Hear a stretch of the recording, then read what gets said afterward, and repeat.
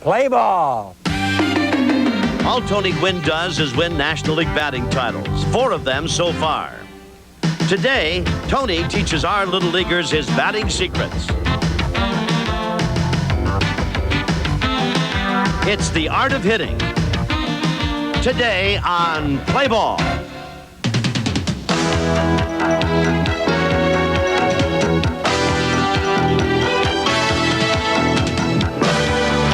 Welcome to Play Ball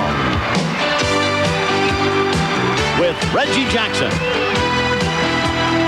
Play Ball is brought to you by Kingsford Charcoal, for equipment you can depend on. Kingsford Charcoal, what the pros use. Hello again, everybody. I'm Reggie Jackson, and welcome to Play Ball. On today's show, we have Tony Gwynn, who has won 4 National League batting championships in his illustrious career, including the last 3 in a row. He is to hitting what the Rolling Stones are to music. My very special guest today, the San Diego Padres, that hitter of hitters, Mr. Tony Gwynn. How you doing, buddy? All right, welcome to the show. Thank you. Thank you. Thanks for coming by today. I certainly appreciate it. I know the kids do, and I know everyone out there does. And isn't very often we get a chance to visit with a guy who is a great hitter, along with being a student of hitting, and able to express that to the kids. I want to talk about your last day. I'm sure everybody's talked about that. You guys went into either 1 point ahead or behind or something like that. You came up with 3 hits for the day. Pressure. There was a lot of pressure involved, but you know, you have to look at it from my standpoint, being behind 1 point, you know, I knew what I had to do. You know, I basically had to have 1 more hit than Will Clark at the end of the day. Is that right? Yeah, so it worked out well because he made it out the first time and I got a hit the first time, so I knew pretty much from there, if he got a hit, I get a hit, and I would win it. Tony, let's go over and meet our Chicago Cubs here from Culver City. This is an all-star group. We've got Cubs hats on them today. Guys, I want you to say hello to our National League All-Stars, since you're All-Stars. Big welcome. Hi, Tony. Hello. I'm going to talk to you about getting prepared this morning to hit. What you do when you first get in the batter's box from the on-deck circle. Tony? Thank you. Well, the first thing I like to do before I even get into the box is I want to get in the right frame of mind, okay? I want to believe that I'm going to be successful when I do step in that box. And that starts with you. If you don't believe in yourself, if you don't believe in yourself as a hitter, chances are you're not going to be successful when you do get in the box. Another thing, before you even get in a box, is get a weapon, get a bat. Get a bat that you can handle. Don't swing a big bat because your friends swing a big bat. Get something in your hands that you can get around and something you can get around pretty comfortably. Okay? And then once you get in the box, what I like to do, I like to kind of split the box right down the middle, where my back foot is even with the back edge of the plate and my front foot is just ahead of the front edge of the plate. Because from the middle, I've always hit from the middle, so this is my one spot. Because I feel like when you get in a box, you don't want to move around too much. You don't want to move up, and you don't want to move back because it's going to make it even more difficult to hit the baseball. So the quicker you can find a spot in the box and feel comfortable there, then the easier it's going to be to hit the ball. And the last thing, this is before you even take some practice swings. Once you get in the box, you want to make sure you can cover that outside pitch. So what I like to do, I just tap the outside part of the plate, and then I'm ready to hit. But it all takes practice. You have to keep doing it over and over and over and over until you get to a position where you feel comfortable in the box, where you have a bat in your hands that feels comfortable, until you feel comfortable in your mind. Okay, let's get someone to try. See how they're comfortable in the batter's box. Marcel, you want to be our first guy here? Okay. Don't forget your helmet. To wear that in Little League for protection. Yep. And the aluminum bat we use. Feels good. All right, okay, Tony, why don't you take a look how he looks? Why don't you stand on this side? Okay. Marcel, is that where you normally stand in the box? Yep. I stand in the back. It gives me a lot more room to hit the ball. Right. I feel comfortable with that. Right.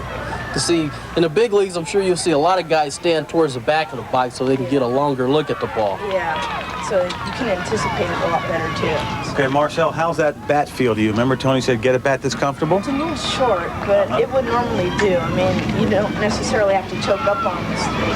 So, yeah, it feels okay. Okay, now what about his feet, Tony?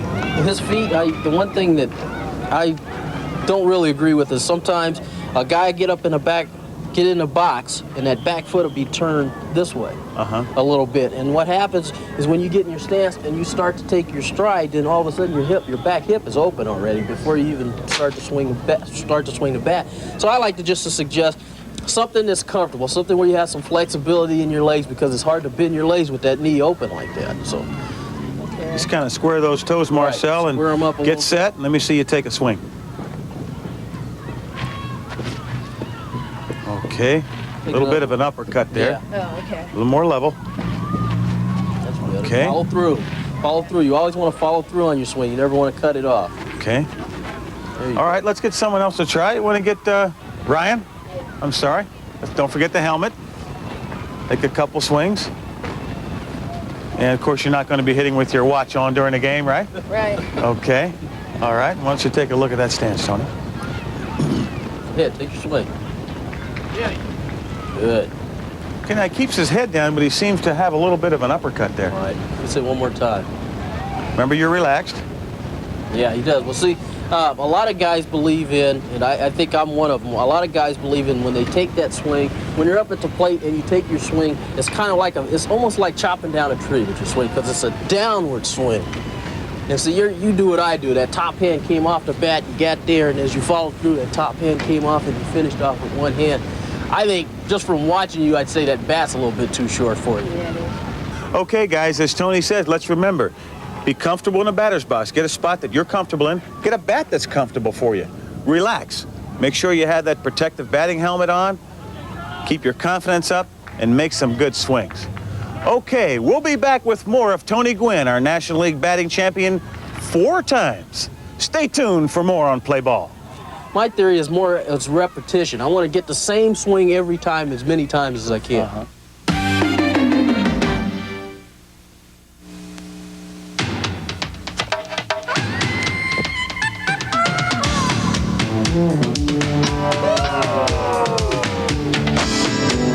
With Matchlight, you get the best charcoal, Kingsford,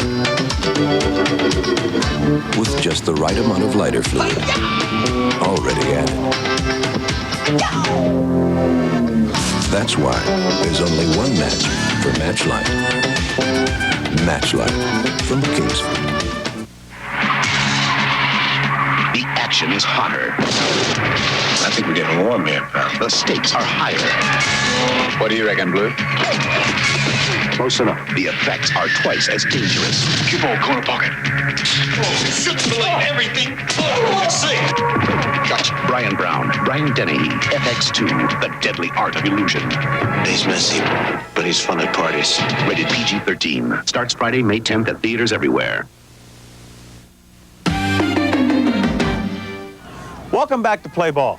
I'm Reggie Jackson along with Tony Gwynn. And Tony, at this time, he's going to show us what he does when he walks into his home, I should say, at home plate, the batting cage, and what he does to get ready and how he works on things to do his job. Tony? Well, Reggie, the first thing I like to do is once I've done my checklist, once I've done all the things that I want to do, and now I'm ready to start hitting. So when I get up to the plate, my idea of hitting is to start out hitting the ball the other way. And the reason why I want to start hitting the ball the other way is because that's what I do best. And that's the type of hitter. I'm an inside-out type hitter. I'm going to hit most of my balls to the left field side, so I'm going to start out hitting the ball to the left field. Tony, before you go, what do you mean by inside out? Well, inside out basically for me means that my hands are going to lead and my barrel is going to trail. Okay? Okay. And that way, the hands are going to come through, the barrel's going to trail, I'm going to hit the ball to left field. Okay. Pick it up. Okay, so I'm going to start out going to left field. And as I start hitting balls to left field, my goal is to start right at the third base bag. I want to start right at the third base bag and then work my way all the way around to the first base side. Okay. And that's just I'm going to start hitting it to left, and I'm going to try to hit up the middle, and I'm going to try to hit the ball to right. The first round, and we'll come back again, start doing the same thing, left, center, right. That make you wait on the ball longer? Exactly, because when you hit the ball the other way, you have to wait. You can't hit the ball the other way being out front. You've got to hit the ball back here, even or behind the plate, and that's what I do. When I hit the ball the other way. And as you work the ball around, you're going to find that the position of your hands is going to change, because when you hit the ball the other way, your hands are leading. Hit the ball out in front, the barrel's caught up. Hit the ball to right, the barrel's out in front. And it's just a different positioning of the barrel to each direction of the park that you want to hit the ball to. Okay, so you've got your feet comfortable as we started earlier in the day. You've got a comfortable bat. You're relaxed and you're comfortable with the plate. You believe you can hit, then you come in here to work and do that. You start hitting the ball third base, center field, right field. Right. All right, let's let you hit a couple and maybe talk to the kids as you're going through, and I'll get out of the way. Okay, I'll try my best, Reg. Now, when I start out, I'm going to start out trying to hit the ball to this pole right here. I'm going to pretend like this green pole is third base, and I'm going to try to hit the ball to left field.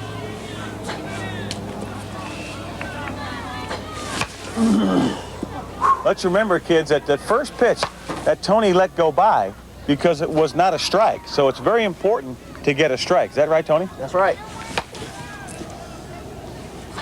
He's just relaxing and just putting the bat on the ball. Okay.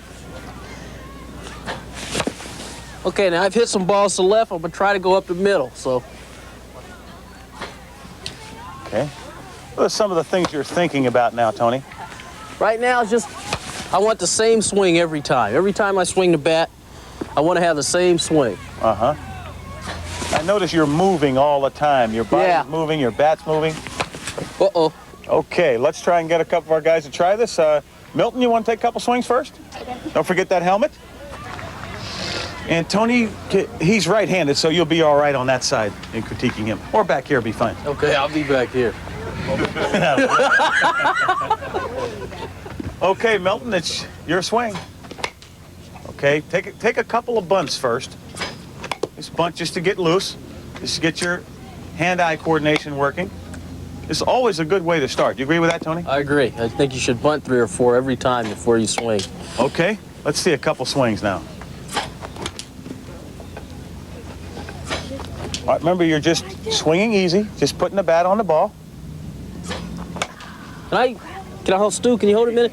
Well, one thing I see right off the bat, and I'm sure people at home who can see his feet, the first move that he makes with his front foot is his front foot goes from there to there. And that's called in the bucket. In the bucket, exactly right. And what you want to do as a hitter, either you want to come, you land, my theory is you land how you start. If your front foot starts like that, when you stride, it's got to land like that. And you want to land on the ball of your foot so you have balance, okay? Because if you land on your heel, take a stride and land on your heel. When you land on your heel, see how much balance you got? Your front foot is going up in the air. You want to be balanced at the plate. So when you take your stride, you want to land on the ball of your foot so that you have balance, okay? And you want to kind of want to go into the pitch, okay? You don't want to go away from it. Because when you go from away from it, go ahead and go away. When you go away, see how your front hip went? It just opened up. You're completely out, and you can't cover the outside part of the plate. Exactly. Now stick your foot over there, Milton. Stick your foot in the bucket like. Step this foot Tony, out there. right now, stick the bat out. Right. See, you can't cover the outside part of the plate. You've got 6 to 8 inches of plate that you can't cover. Okay. Okay. Go into the ball. And remember, go into the ball. And like Tony was swinging there, nice and relaxed and comfortable, as he says, with real good balance. All righty? It's your swing. Good job. Good job. Okay. What do you think, Tony? A lot better. All right, let's try and get someone else in there. Who else do we have next? Okay. All right, remember, a couple of bunts. And nice and relaxed. Couple of bunts first. Okay, hold up. When you're bunting, what you want to do is, okay, you're in your stance. Now to bunt, you want to put your hand right there on the bat so that if it hits right there, it won't hit your hand. And this hand is your guide hand, okay? You don't want to stand here and then try to bunt at the last second, okay? You want to get it out. Go ahead.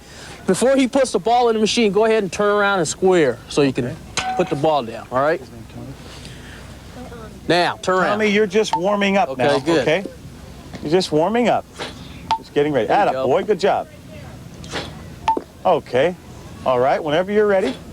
Take a couple swings whenever you're ready. Okay. All right. A little late there. All right, going to right See, Reggie, field. he has what you call an inside-out swing right here. A natural inside-out Exactly. swing. He's leading with the hands first.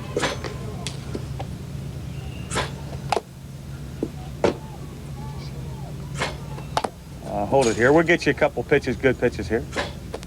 There you go. Okay, now he doesn't look like he's striding into the ball much. No. Tony. He's kind of staying and laying back. Okay, hold up, dude. He'll work That's with his right. swing a little bit. Now, see, when you swing the bat, what you want to do is you want this front foot get in your stance. Now, when you start to swing the bat, you want this front foot to go from there to there. Okay, and what you're doing is this front foot is not moving at all, and you're leaning back a little bit. Go ahead and stand there. You're leaning back a little bit, so then when you start to swing, your front foot doesn't even move. Okay, you want your front foot, here, take your bat.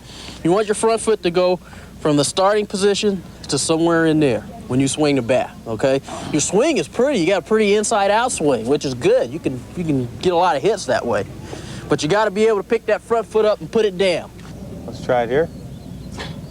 There you go, real good. All right. Guys, I want to talk about some of the things we talked about here. Go back over them.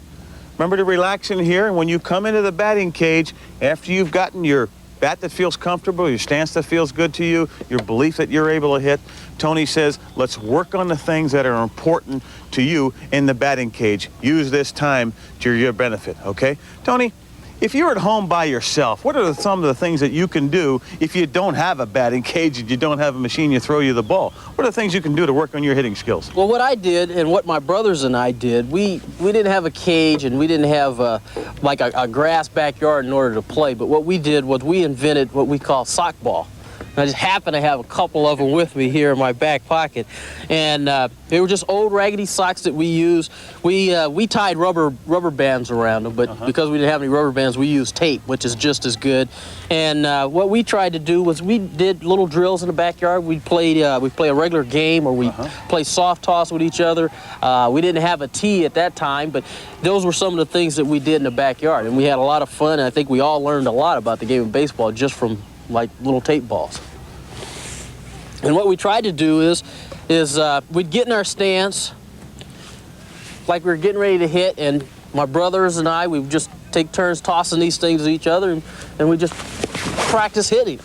And as you can see, it's been a while since I hit these tape balls, but that's all we did, and it's an easy way to keep your game sharp, to work on some of the things that you want to work on, and it doesn't really cost that much.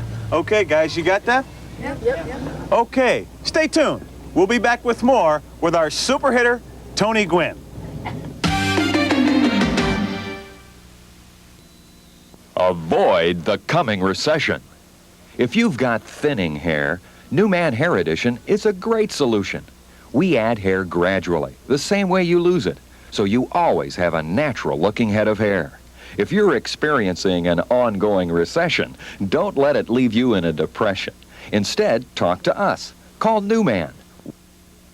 Call today for an appointment for free consultation. Tom's Hair, 668-5223. There's always something new at Madison's, Jackson's premier restaurant. Something you haven't noticed? A dish you haven't tried? One of our delicious steaks or seafood fresh from the Gulf. There's always something new at Madison's. Fine food, extraordinary service. Madison's has earned its place among the top eating establishments in all of Tennessee. Visit Madison's and come back often. Eating out just doesn't get any better.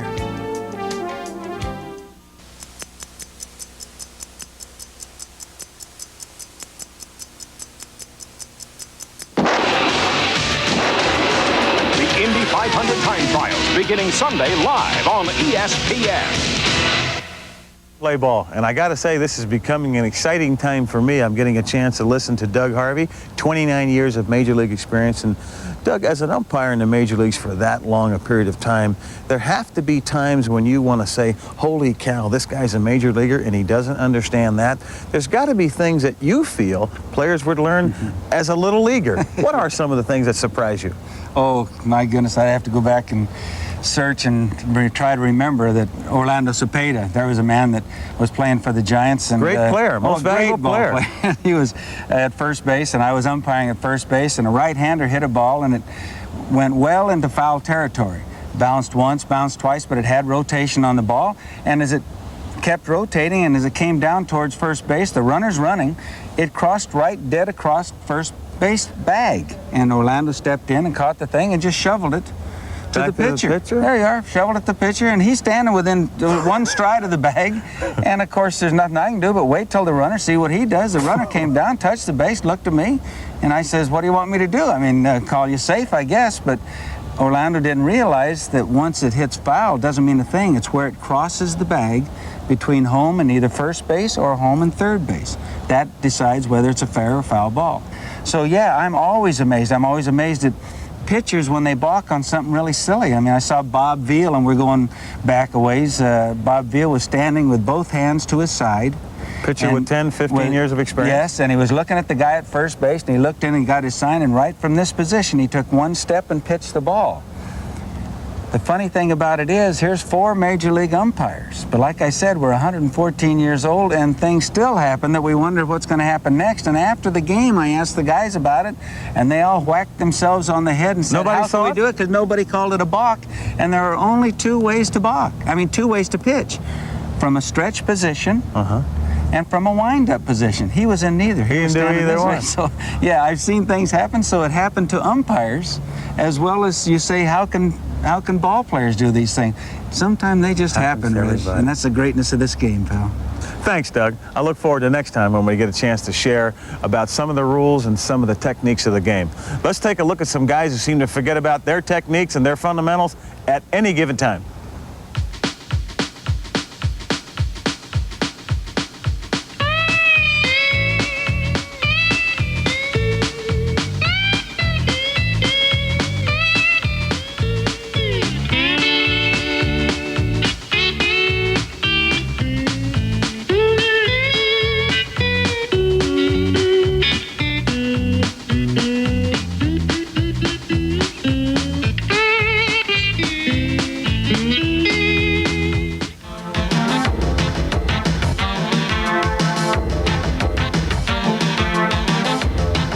Darrell Evans always loved to play baseball. Hitting was his first love, and he was a natural. By age 12, he was a feared slugger in the West Altadena Little League. 3 years later, he was playing Babe Ruth ball for his dad, driving balls over the wall. At Pasadena City College, he starred in baseball and basketball, but baseball was his sport. In 21 major league seasons, Darrell has hit 414 home runs, the most of any active player.